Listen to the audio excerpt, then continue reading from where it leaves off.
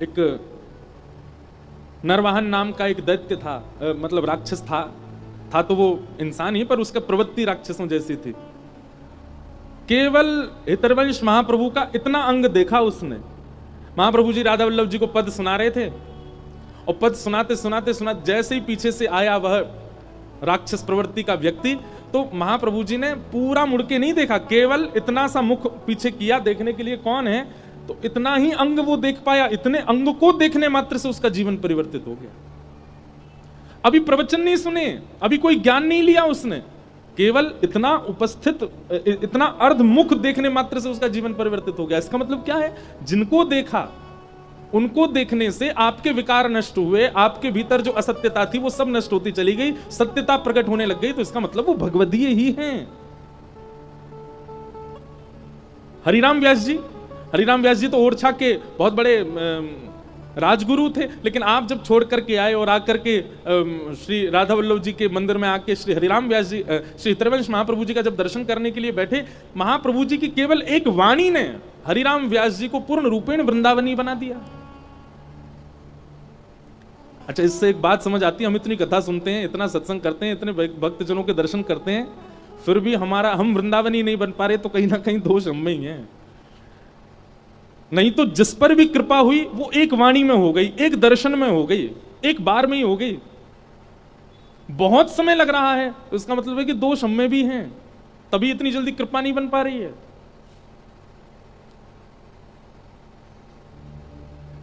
महाप्रभु जी का स्मरण भी इसलिए हो रहा है कि जब मैं गाड़ी से उतरा तो सबने यही कीर्तन कर दिया, जय जय राधा वल्लभ श्री हरिवंश, जय श्री वृंदावन श्रीवन चंद, इसलिए महाप्रभु जी बार बार याद आ रहे हैं।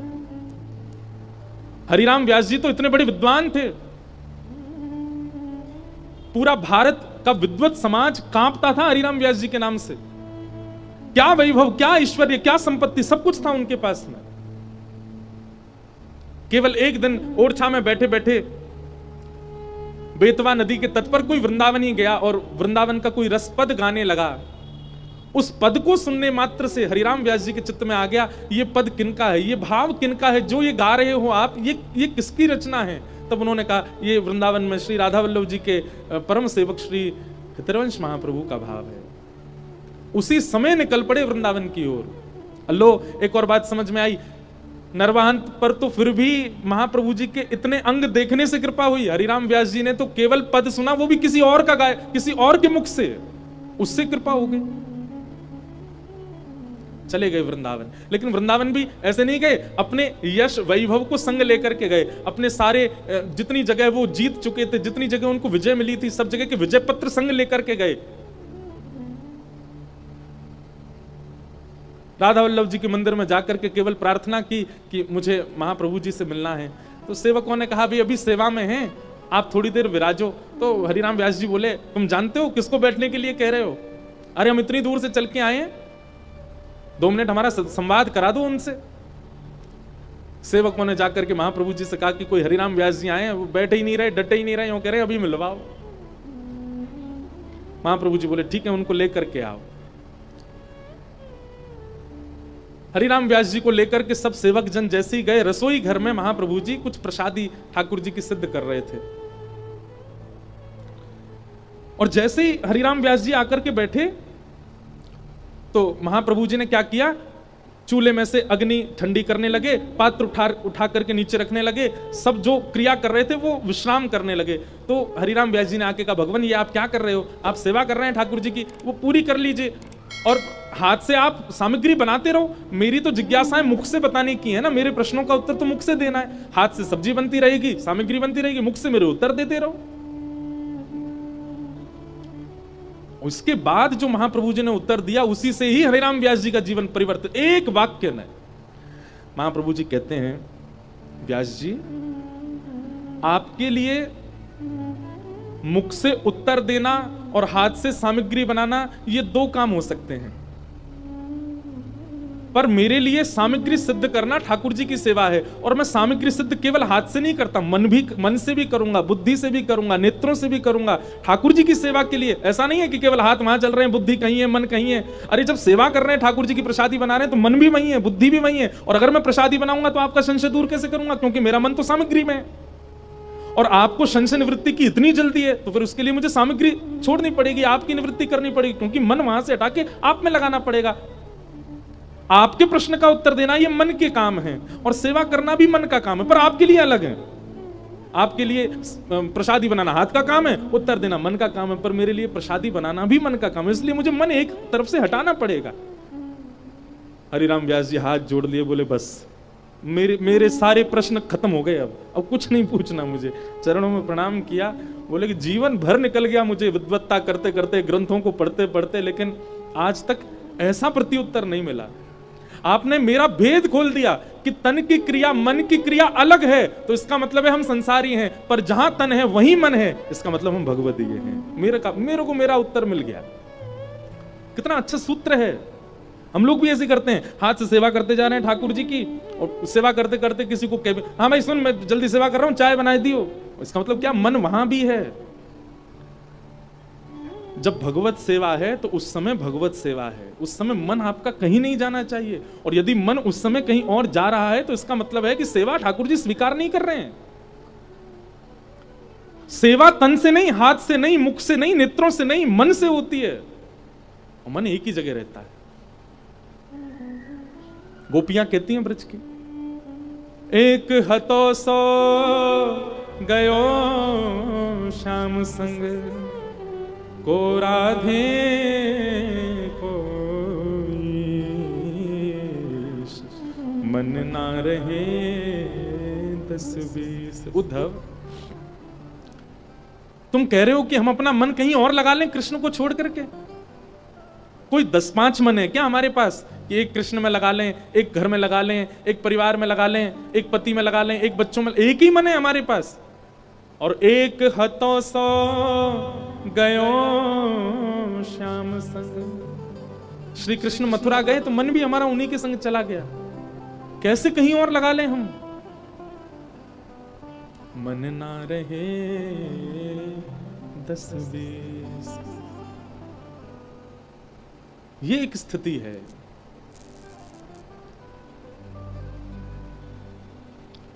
तो परमात्मा सत्य है, और परमात्मा को भजने वाले जो हैं, परमात्मा की सेवा करने वाले जो हैं, उनके अंदर भी वह सत्य गुण दिखने लगता है। और उस गुण का एक ही प्रमाण है कि वो जहां जाएंगे वहां सत्य अपने आप प्रकट होता चला जाएगा। पहला रूप भगवान का सत्य, दूसरा रूप भगवान का चैतन्य। चैतन्य का मतलब ठाकुर जी जड़ नहीं है। मैं कथा में एक बात कहता हूं, कोई कहते हैं ब्लैक मार्बल के ठाकुर जी हैं, कोई कहते हैं अष्ट धातु के ठाकुर जी हैं, कोई कहते हैं चांदी के ठाकुर जी हैं, कोई कहते हैं स्वर्ण के ठाकुर जी हैं, कोई कहते हैं फलाने पत्थर के ठाकुर जी हैं। नहीं, ठाकुर जी जड़ नहीं है।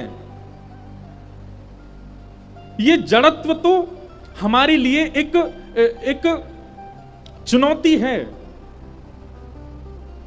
और वो चुनौती कैसी है? ठाकुर जी जड़ रूप में हमारे पास आकर के हमें चुनौती देते हैं, यदि तुम्हारे प्रेम में सामर्थ्य हो, तुम्हारे भाव में सामर्थ्य हो, तुम्हारी भक्ति में सामर्थ्य हो, तुम्हारी सेवा में सामर्थ्य हो, तो मैं आया हूं जड़ बन के, तुम चैतन्य बना के दिखाओ। मेरी भुजा तो ऐसी रहेंगी, लेकिन तुम अपने भाव से इनको सीधी करके दिखाओ। मैं तो त्रिभंग लली ही हूं, लेकिन तुम अपने भाव से कभी बैठा के दिखाओ।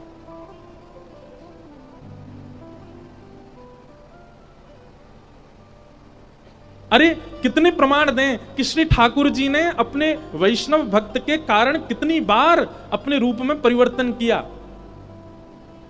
श्री हरिराम व्यास जी के चरित्र में आता है कि हरिराम व्यास जी के श्री जुगल किशोर जी, उनके लिए कोई वंशी लेकर के आया, तो जुगल किशोर जी को वंशी जैसे ही पधराने लगे व्यास जी, तो वंशी थोड़ी बड़ी थी, ठाकुर जी के हस्तकमल में आ नहीं रही थी, तो व्यास जी ने थोड़ा सा श्रम किया तो श्री ठाकुर जी के अंग में से रक्त प्रवाहित होने लग गया, श्री जुगल किशोर जी के। हरिराम व्यास जी को बहुत बहुत मन में पीड़ा होने लगी, तुरंत चरणों में प्रणाम किया, जय जय क्षमा कर दो। अरे मैंने क्यों ऐसी भावना रखी कि आप जड़ हो?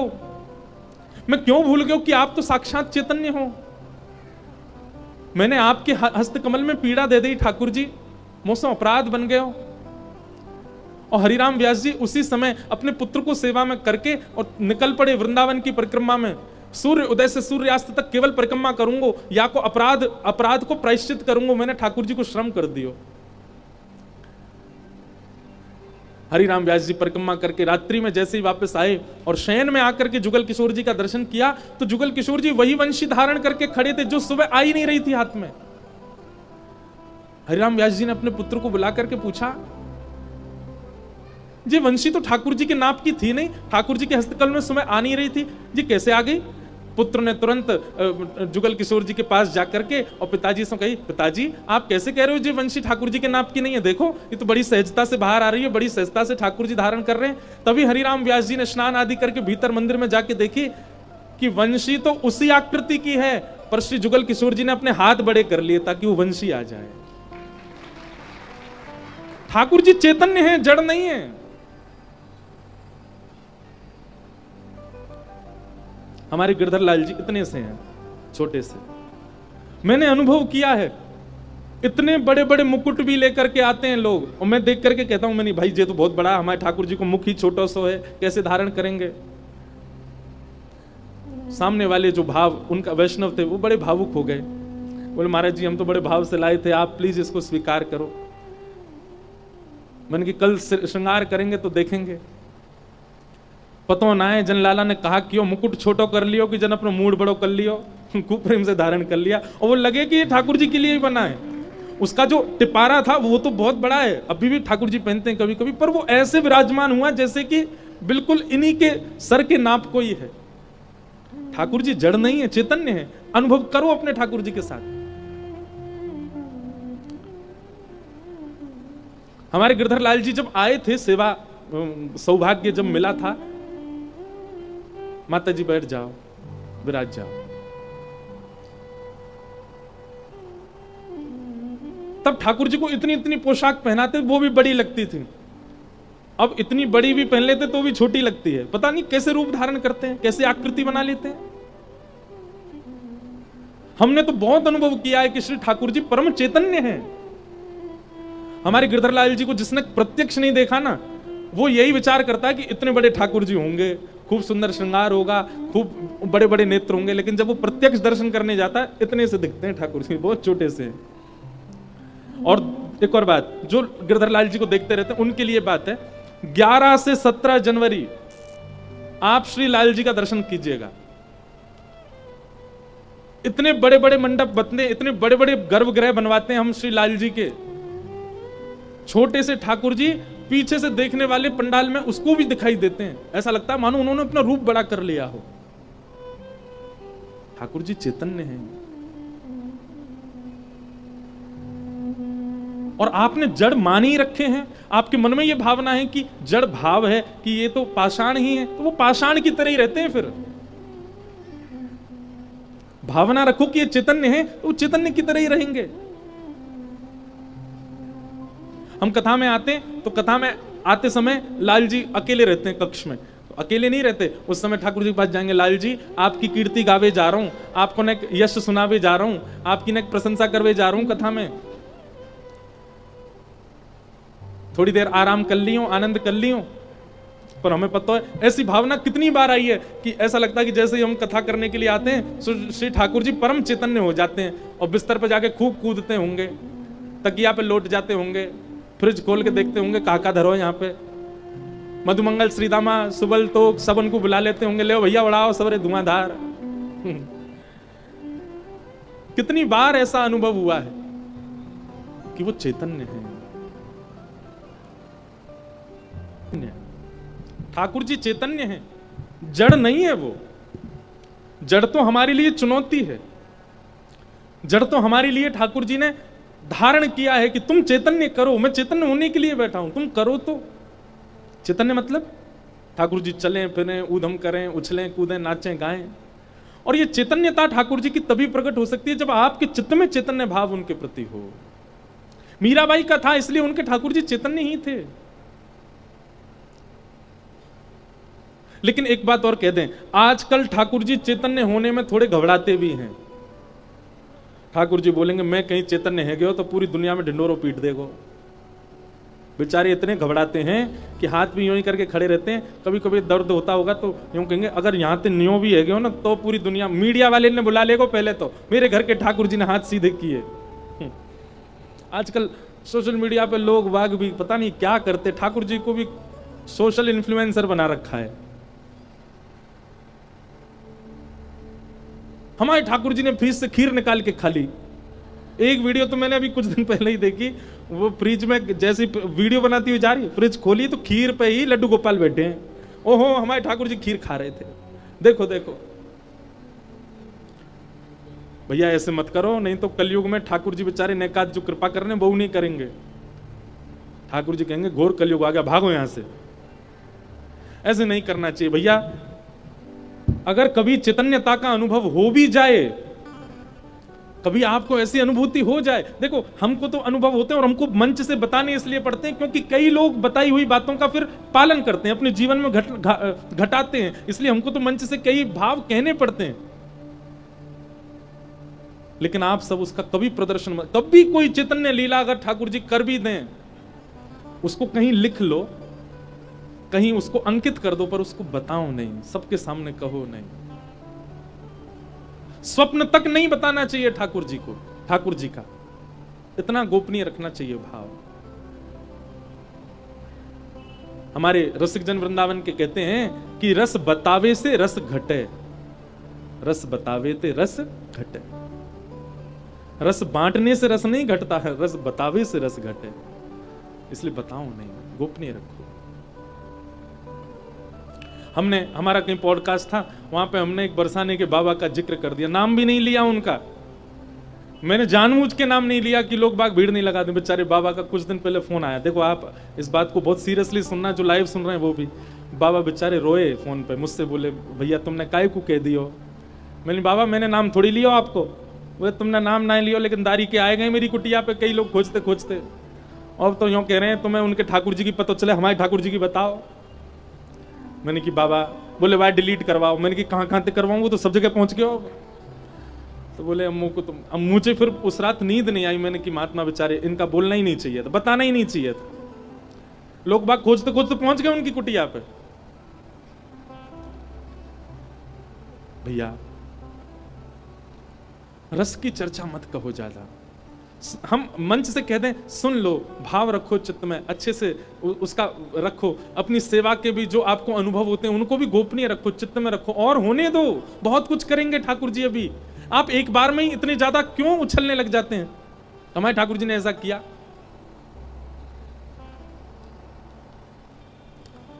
रस बतावे से रस घटे। ठाकुर जी चैतन्य है। और तीसरा, ठाकुर जी आनंद हैं। यदि उस चैतन्यता का आपने बखान नहीं किया तो वही ठाकुर जी आनंद प्रदान करेंगे, वही ठाकुर जी आनंद में भर देंगे, बहुत सुख देंगे। तो भगवान के 3 रूप हैं। इस प्रकार भागवत जी के महात्म का ये प्रथम श्लोक। हम सब परम सौभाग्यशाली हैं। व्यास मंच के ठीक बगल में पूज्य महाराज जी विराज रहे हैं। महाराज जी को बारंबार वंदन है, जिनकी आज्ञा से, जिनकी कृपा से हम आप सब लोग आज हापुड़ में कथा श्रवणार्थ उपस्थित हुए हैं। आप सब श्रोताओं की ओर से पूज्य महाराज जी को बारंबार प्रणाम, बारंबार वंदन। आज महात्मा का प्रसंग है, थोड़ा प्रसंग में चलें, भागवत जी का महात्मा सुन लें।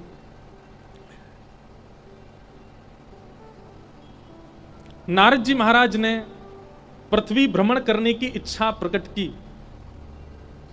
और जैसे ही नारद जी पृथ्वी पर भ्रमण करते करते सब जगह गए, पर सब जगह उनके हृदय को शांति नहीं मिली। तभी वे वृंदावन आए। तो वृंदावन में उन्होंने क्या देखा कि वृंदावन में एक परम सुंदरी युवती यमुना जी के तट पर बैठी है, रुदन कर रही है। उसकी गोद में 2 बालक लेटे हैं। वो दोनों बालक वृद्ध हो गए हैं तो बालक, पर उनके बाल पक चुके हैं, दाढ़ी मूछ निकल आई है। एक विचित्र सा दृश्य था। बालक थे लेकिन वृद्धावस्था के बालक। नारद जी महाराज देख करके चौंक गए, बोले ये कुछ विचित्र सा दृश्य है, यमुना जी के तट पर परम सुंदरी और उसकी गोद में वृद्ध बालक। तो उन्होंने उस कन्या से पूछा कि देवी आप कौन हो, और ये तुम्हारी गोद में 2 कौन है? अहम भक्ति ख्याता इमो में तनयो मतौ ज्ञान वैराग्य नामानो काल योगेन जर्जरो। युवती ने बताया मैं भक्ति हूं, साक्षात भक्ति। नारद जी ने सुनते ही कि ये भक्ति हैं दंडवत प्रणाम किया, बोले ओहो आप साक्षात भक्ति महारानी, आपकी कृपा से ही हम सब वैष्णव ठाकुर जी को प्राप्त कर रहे हैं, बड़ी कृपा, आज आपके दर्शन हो गए। और ये दोनों कौन है आपकी गोद में? बोले ये दोनों मेरे बालक हैं, ये दोनों मेरे पुत्र हैं। नारद जी बोले इनकी वृद्धावस्था क्यों है? बहुत ध्यान से सुनिएगा। तब भक्ति कहती हैं कि संसार के सब लोग मेरा आश्रय तो लेते हैं, मतलब भक्ति का आश्रय तो लेते हैं, पर मेरे दो पुत्र हैं ज्ञान और वैराग्य, इनका आश्रय कोई नहीं लेता, इसलिए ये दोनों वृद्ध हैं। बंधुओं एक बात बहुत ध्यान से सुनना, वृंदावन को भजने के बाद, परम प्रेम लक्षणा भक्ति जीवन में आने के बाद भी कई बार आपकी जीवन की घटनाएं यदि आपको झकझोर देती हैं, तो इसका मतलब क्या है? भक्ति के जीवन में आने के बाद भी आप परेशान होते हो, इसका मतलब है कि भक्ति जो है वो प्रसन्न नहीं है। सब लोग इधर देखो, बहुत ध्यान से सुनो।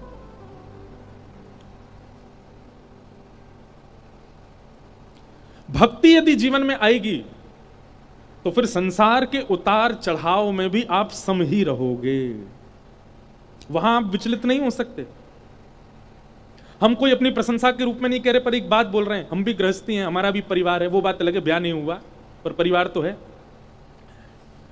हमारे परिवार में भी बहुत कुछ चल रहा होता है और उसके बीच ये लगातार कथाएं, कल बिसौली बदायूं के पास पूरी करके आए, आज यहां प्रारंभ कर रहे हैं, 28 को यहां विश्राम करेंगे, 29 से वृंदावन में करेंगे, 5 को वृंदावन में पूरी करेंगे, 6 से ऋषिकेश में करेंगे। क्या हमारे जीवन में कुछ नहीं होता होगा? हमारे घर परिवार में कुछ घटनाएं नहीं होती होंगी, कुछ ऐसी बात नहीं होती होगी जिससे चिंता होती हो? बहुत कुछ होता है, बहुत कुछ निज जीवन में भी होता है। कई बार बहुत बुखार भी होता है, तब भी कथा करने आते हैं। आप लोगों के पास तो बहाना हो सकता है कथा ना सुनने का, पेट में दर्द है, सिर में दर्द है, बुखार है, हम क्या बहाना बनाएं? महाराज जी चाहे आपके सिर में दर्द हो, चाहे आपके पैर में दर्द हो, पेट, कथा तो करनी ही पड़ेगी, चाहे 2 घंटा विलंब से करो, कथा तो हमें ही आके करनी पड़ेगी। लेकिन इन सब परिस्थितियों में अपने 9 वर्ष के कथा जीवन का बहुत बड़ा अनुभव नहीं है, पर 9 वर्ष का एक अनुभव बता रहे हैं। बहुत भयावह परिस्थितियां भी परिवार में होती हैं, लेकिन फिर भी भागवत जी की कृपा से, भगवत भागवती कथा कहने के प्रभाव से हृदय सम रहता है, हृदय में ज्यादा विचलनता नहीं आती, और यही भक्ति आपके चित्त में है, इस बात का प्रमाण है। मैं टूट गया, मैं हार गया, परिस्थिति ऐसी आई कि मैं बिखर गया, ये बात संसार के लोग करते हैं, वैष्णव नहीं करता।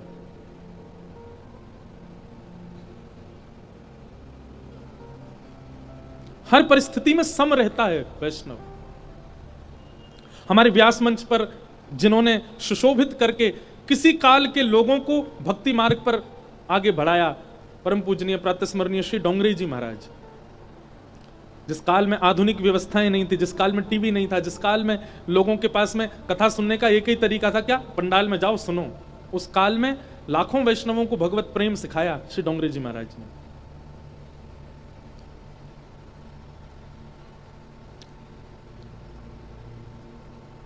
इतने बड़े बड़े सेठ साहूकारों के यहां उन्होंने कथा की, इतनी बड़ी बड़ी कथाएं गुजरात में की, और वे कथा करते थे तो उनका स्वरूप नीचे मुख करके, जैसे कभी कभी व्यास मंच पे दास के साथ भी होता है कि मेरे नेत्र बंद हो जाते हैं, कथा में कहता रहता हूं, पर महाराज जी के साथ ऐसा था कि वो नीचे मुख करके कथा सुनाते थे, श्रोताओं को दिखते ही नहीं थे, ऐसे ही करके पूरी कथा कहते थे। लाखों की तादाद में लोग कथा में आते थे। संभवतः पूज्य महाराज जी ने दर्शन किया होगा डोंगरे जी महाराज का।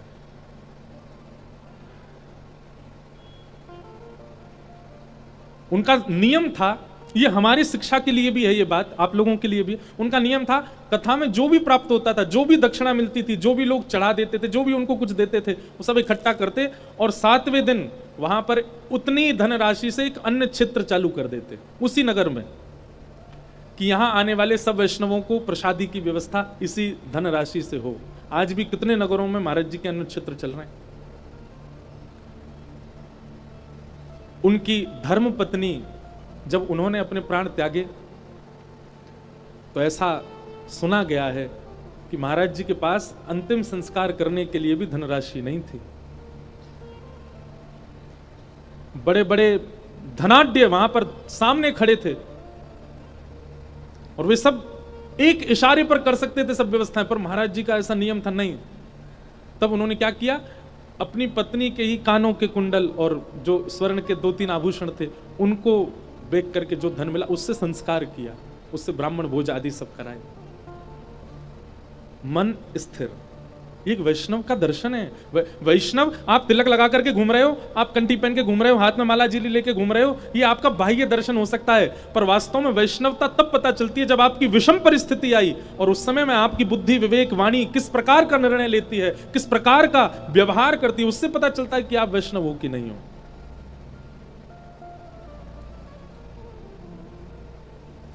और याद रखिएगा, जिनके चित्त में केवल भक्ति है वो अपनी जीवन की परिस्थितियों में डगमगा सकते हैं, पर भक्ति ज्ञान वैराग्य सहित है वे ही अपनी जीवन की किसी भी परिस्थिति में सम रह सकते हैं। आप भक्ति तो जीवन में ला रहे हैं पर उसके पुत्र ज्ञान और वैराग्य को बिल्कुल भी स्थान नहीं देते हैं। वो मां कैसे प्रसन्न रहेगी जिसके बालक ही वहां ना हो। हम ये नहीं कहते कि ज्ञान प्रधान हो जाओ, ये नहीं कहते कि वैराग्य प्रधान हो जाओ, रहो भक्ति प्रधान ही, पर ज्ञान वैराग्य चित्त में होने अति अनिवार्य हैं।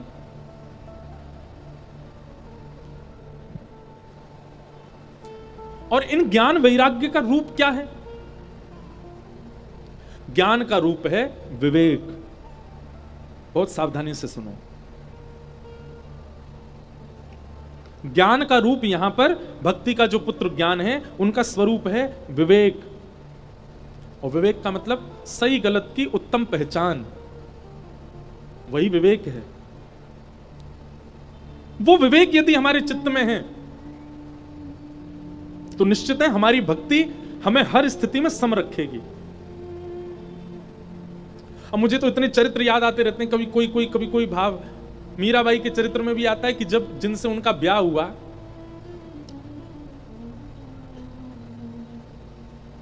अद्भुत प्रसंग है। मीराबाई वैसे तो जोगन भेष में ही रहती थी, पर एक दिन मीराबाई ने श्रृंगार किया, और क्योंकि वो श्रृंगार किसी लोक रंजन के लिए तो करती नहीं थी, किसी समाज के व्यक्ति के लिए तो करती नहीं थी, ठाकुर जी के भाव से रहती थी। और ऐसा वर्णन है कि मीराबाई के जिनसे ब्याह हुआ था वे एक युद्ध में गए और वहां युद्ध में बहुत जख्मी होकर के आए। कदापि औषधियां ले रहे थे, रोज वैद्य उनको देखने आते थे, पर वे मीराबाई को अपने गुरु रूप में मान चुके थे। मीराबाई थोड़ी देर उनके सामने बैठ करके कुछ सत्संग आदि सुनाती थी, कुछ पद आदि सुनाती थी, उससे वो बहुत प्रसन्न होते थे। एक दिन मीराबाई ने श्रृंगार किया और ये वही काल था जब उनके पति जो हैं वो बिस्तर पर ही थे। समाज के लोगों ने बहुत निंदा की, उनकी ननद और उनके देवर और पूरा परिवार तो उनके विपक्ष में ही रहता था। पर मीराबाई की स्थिति कौन जाने, वो लोक रंजन में नहीं थी ना। लोक रंजन में होती, समाज के भाव में होती तो शायद वो श्रृंगार ना करती ऐसी स्थिति में, और वे तो ठाकुर जी के लिए ही रहती थी। और समय का चक्र भी ऐसा कि जिस दिन मीराबाई ने श्रृंगार किया, सुबह से ही लोग बाग उल्टी सीधी बातें बना रहे थे, और कदापि उनके जिनसे ब्याह मात्र हुआ था वो ब्याह भी केवल और केवल समाज के लिए ही हुआ था। मीराबाई ने पहले ही मना कर दिया था कि जो एक पत्नी का कर्तव्य होता है मैं वह निर्वहन नहीं कर पाऊंगी, यह जानते हुए भी उनसे विवाह किया था। समय का चक्र ऐसा कि जिस दिन मीराबाई ने श्रृंगार किया, लोग बाग सुबह से बातें बना रहे थे, और कदापि जिनसे ब्याह हुआ था उनके प्राण भी उसी दिन चले गए। तो लोगों के पास और वाक्य मिल गए और बहाने मिल गए मीराबाई को कोसने के, टोकने के, भला बुरा कहने के।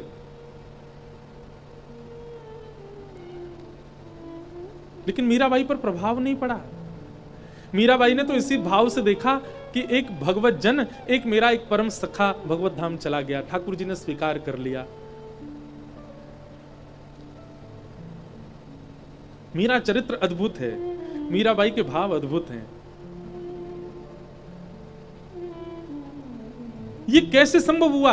अब पढ़े लिखे लोगों के लिए ये एक बहुत गलत बात भी हो सकती है, परंतु वैष्णव दृष्टि से देखो तो वैष्णव का ही स्वरूप होता है कि जीवन की स्थितियां उसके हृदय पर ज्यादा प्रभाव नहीं डालती, उसके ऊपर प्रभाव ही केवल भजन भक्ति का होता है। फिर समाज संसार में क्या चल रहा है इससे उसको विशेष प्रभाव नहीं होता।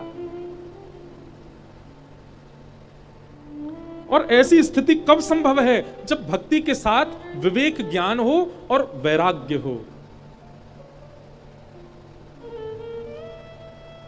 भक्ति के प्रथम पुत्र ज्ञान, जिनका तात्पर्य है विवेक। विवेक यानी सही गलत की पहचान होना। और क्षमा कीजिएगा, आप सही गलत की पहचान समाज में कितना भी घूम लीजिए, पूरे विश्व की यात्रा कर लीजिए, कितना भी पढ़ लिख लीजिए, लेकिन विवेक बुद्धि, सही गलत की पहचान केवल सत्संग से आपके जीवन में आ सकती है, नहीं तो अन्यथा नहीं आ सकती।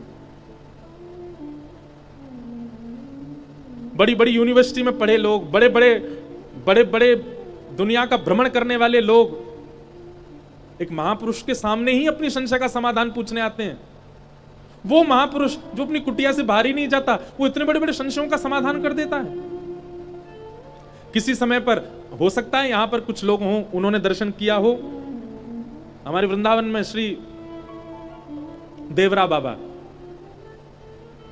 बड़े बड़े राजमंत्री तक आते थे। बाबा केवल अपनी कुटिया में बैठे रहते थे, ऊपर से ही बात करते थे, और एक ही समय था उनके मिलने का। लोग जाकर के प्रश्न करते, सबके उत्तर देते थे। आज वर्तमान में परम पूजनीय श्री प्रेमानंद जी महाराज, कितने लोग जाते हैं उनका दर्शन करने, कितने बड़े बड़े विद्वान भी जाकर के अपनी जिज्ञासाएं पूछते हैं।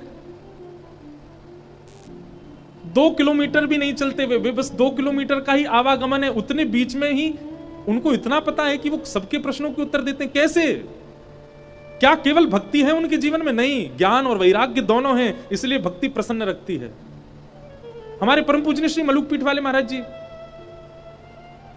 ऐसा कौन सा प्रश्न है या ऐसी कौन सी जिज्ञासा है जिसका समाधान उनके पास नहीं है? तो यह बात बिल्कुल पक्की है कि भक्ति यदि जीवन में आई है तो भक्ति भी आपको सम तभी रख पाएगी, भक्ति भी आपको अत्यंत प्रसन्न तभी रख पाएगी जब भक्ति के पुत्र ज्ञान और वैराग्य भी आपके चित्त में हो। पर आजकल के लोगों को केवल भक्ति से मतलब है, ज्ञान और वैराग्य का त्याग कर चुके हैं हम।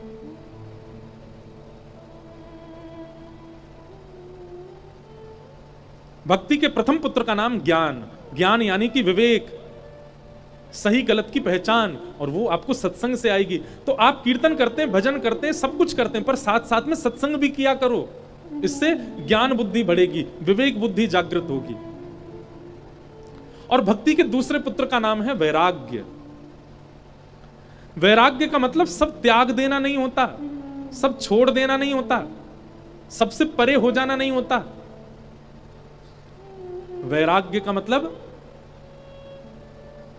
राग और द्वेष से निवृत्ति को ही वैराग्य कहते हैं। भाषा थोड़ी कठिन हो सकती है, पर ध्यान से सुनिएगा। राग और द्वेष किसको कहते हैं? आपने मुझे माला पहनाई, आप चाहे जितने बुरे हो, लेकिन आपने माला पहनाई इसलिए मैं आपकी प्रशंसा कर रहा हूं, ये राग है। किसी ने मेरे को बहुत कुछ दे दिया, अब चाहे उसमें लाख दोष हैं, लेकिन फिर भी मैं उसकी प्रशंसा कर रहा हूं, ये राग है। और कोई कितना भी अच्छा है, लेकिन मेरी गलती पर उसने मुझे टोक दिया, फिर भी मैं उसका द्वेषी बना हुआ हूं, ये द्वेष है।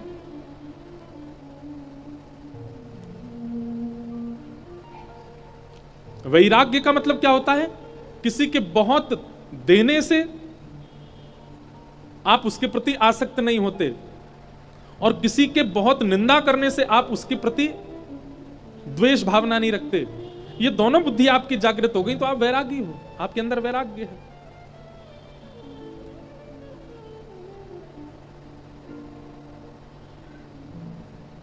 वैराग्य, वैराग्य का दूसरा अर्थ क्या होता है? वस्तु का त्याग नहीं, पर वस्तु के प्रति जो आपकी बहुत ममता है उसका त्याग। एक बात सत्य मानिएगा, शरीर से किसी को छोड़ देना वो त्याग नहीं होता, मन से छोड़ देना त्याग होता है। कई बार हम उन लोगों का साथ देते हैं जिनको हम मन से नहीं चाहते, पर शरीर से ऐसा दिखाते हैं कि हम तो तुम्हारे साथी हैं। ऐसी स्थिति संसार की माया के प्रति हो जाए। आप महंगे फोन रखो, आप महंगी गाड़ियों में चलो, आप चाहे जो करो, सब कुछ आपके सामने प्रस्तुत कर दिया जाए, लेकिन उन सब कुछ वस्तुओं को देखते हुए भी उनके प्रति आसक्ति भावना ना होना, यही वैराग्य है। उसके प्रति आसक्ति ना होना, वही वैराग्य है। और माफ कीजिएगा, जब तक ये दोनों आपके चित्त में नहीं आएंगे, विवेक ज्ञान और वैराग्य, तब तक आप अपनी भक्ति से प्रसन्न नहीं हो पाओगे।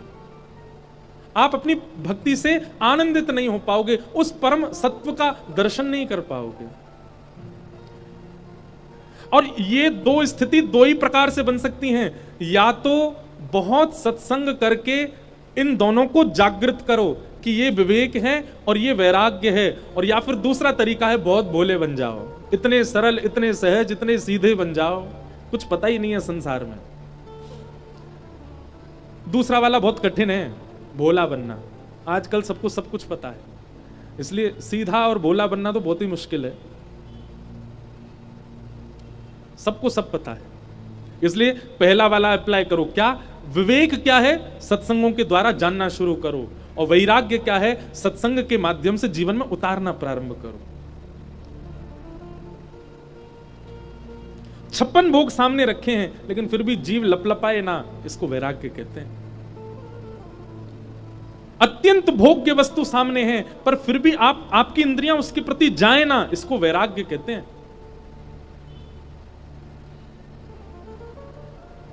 और ये दोनों भक्ति में आवश्यक है। हम लोग भक्ति तो करते हैं, श्री राधा जप रहे हैं, श्री कृष्ण कृष्ण जप रहे हैं, ठाकुर जी का नाम उच्चारण कर रहे हैं, कथा सुन रहे हैं, लेकिन जैसे ही जीवन में कोई परिस्थिति आ जाती है, टूट जाते हैं, रोने लगते हैं, बिखर जाते हैं, परेशान हो जाते हैं। इसका मतलब है हमारी भक्ति केवल दिखावा है। भक्ति तो करते हैं, भजन तो करते हैं, नाम जप तो करते हैं, कथा तो खूब सुनते हैं, लेकिन जैसे ही भोग विलास की स्थिति सामने आती है, तुरंत उसमें कूद पड़ते हैं, उसको करने में बिल्कुल लज्जा नहीं करते। काय बात के भक्त?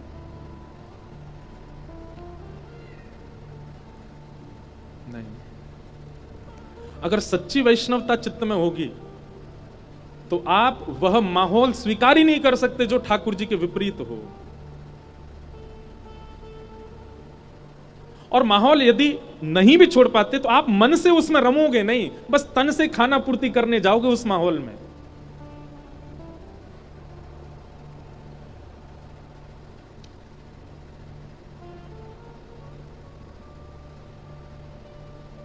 भोरी सखी का पद है। भोरी सखी कह रही हैं, जब तक श्याम सुंदर, हे श्री राधा वल्लभ, हे श्री कुंज बिहारी, जब तक मैं आपको ना देख लूं, मुझे किसी की भी सुंदरता भाए ना। बिन पदकंज छटा द्रग देखे कोई सुहावे नाही। हम लोग कैसे हैं? हम राधा वल्लभ जी को भी देखे आए, राधा रमण जी को भी देखे आए, सबको देखे आए, पूरे वृंदावन को दर्शन कर आए, और उसके बाद हमको अन्य किसी का रूप भी भा गया, अन्य किसी के सौंदर्य पर भी हम लट्टू हुए जा रहे हैं। क्षमा कीजिएगा, बुरा नहीं मानिएगा, पर कई बार जैसे पारिवारिक ब्याहों में मैं जाता हूं ना, शादी घर में होती है, तो दंपति दोनों खड़े होते हैं सामने, जयमाल हो रही होती है, तो आसपास के सब लोग बिल्कुल ऐसे लग रहे हैं राम सिया की सी जोड़ी। तो मेरे मन से भाव आती है, मैंने कहा यार रहने दो, ऐसे लग रहे हैं बिल्कुल राधा कृष्ण की सी जोड़ी। कैसे कह सकते हो आप? आपने अभी अनुभव ही नहीं किया श्याम सुंदर का। मैं अभी रास्ते में ही पढ़ता आ रहा था भाव, उसमें ऐसा वर्णन कर रहे हैं कि श्री किशोरी जी और ठाकुर जी कभी नेत्र भर के एक दूसरे को नहीं देखते। क्यों? देख ही नहीं पाते। किशोरी जी और ठाकुर जी का स्वरूप कैसा है? अमावस्या से लेकर के पूर्णिमा तक की चंद्रमा की गति जैसे बढ़ती ही रहती है, ऐसे ही जैसे ही ठाकुर जी नेत्र भर के किशोरी जी की ओर देखते हैं ना, तो एकाध क्षण देखने के बाद वह उपमा जो किशोरी जी की है, जो लावण्य किशोरी जी का है, वो और बढ़ जाता है, और ठाकुर जी अपने नेत्रों में वो भर नहीं पाते, संभाल नहीं पाते, तुरंत नजर नीचे कर लेते हैं।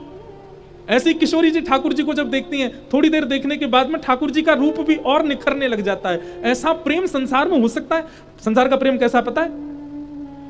विवाह से पहले लड़की बहुत अच्छी लग रही थी, लड़का भी बहुत अच्छे लग रहे थे, और विवाह होते ही हर दिन रूप लावण्य कम हो जाता है। जो मेरे मन में बहुत बात आती है, जब लड़के का ब्याह होने वाला होता है, रह ही नहीं पाता, वॉलपेपर पे भी अपने होने वाली पत्नी को देखेगा, रात भर भी उसी को देखेगा, सोता ही नहीं है, कितना रूप उसका बढ़ रहा है। लेकिन जैसे ब्याह हो जाता है,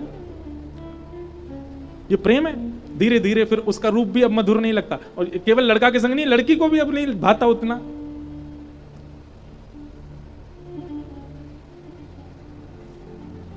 हमारे श्यामा श्याम को देखो, इसीलिए ठाकुर जी जब मंदिर खुलता है ना, पर्दे खुलते तो हमारी ओर मुख करके क्यों खड़े हैं?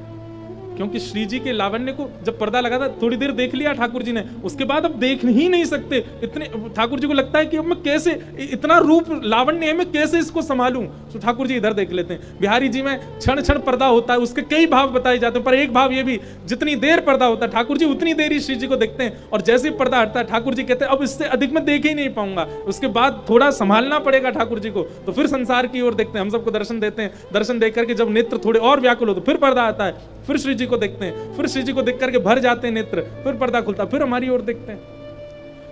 प्रति पूर्णिमा आती ही नहीं है प्रियतम और प्रिय के प्रेम में,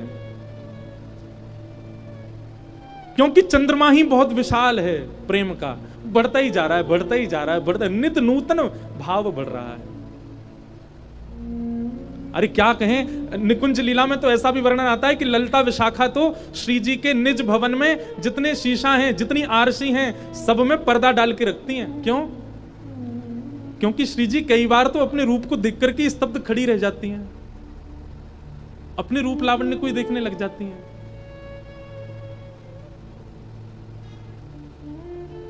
अद्भुत है निकुंज रस, वह प्रेम भाव, उसकी बिंदु भी हमारे ऊपर नहीं गिर सकती। अभी कहां प्रेम है संसार में हमें? लोग बाग जब कहते हैं तो कितनी सुंदर जोड़ी लग रही, बिल्कुल श्याम सुंदर किशोरी जी जैसे लग रहे हैं। अरे देखा आपने ठाकुर जी किशोरी जी को? हमारे राधारमण जी को देखो, हर दिन कितने लोग ऐसे हैं जो प्रतिदिन ठाकुर जी को देखते हैं, पर कभी मन नहीं भरता। प्रेम, लिख लीजिएगा, प्रेम वही मानो जहां नित्य देखने के बाद भी, नित्य मिलन के बाद भी, नित्य श्रवण के बाद भी कभी पूर्णता ना अनुभव होती हो, वही प्रेम है।